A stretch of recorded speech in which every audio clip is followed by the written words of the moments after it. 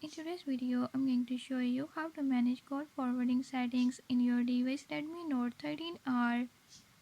In this video, I'm going to show you how to on off call forwarding. But before we get started, don't forget to hit the subscribe button and ring the notification bell. Make sure to watch complete video and learn I can do it.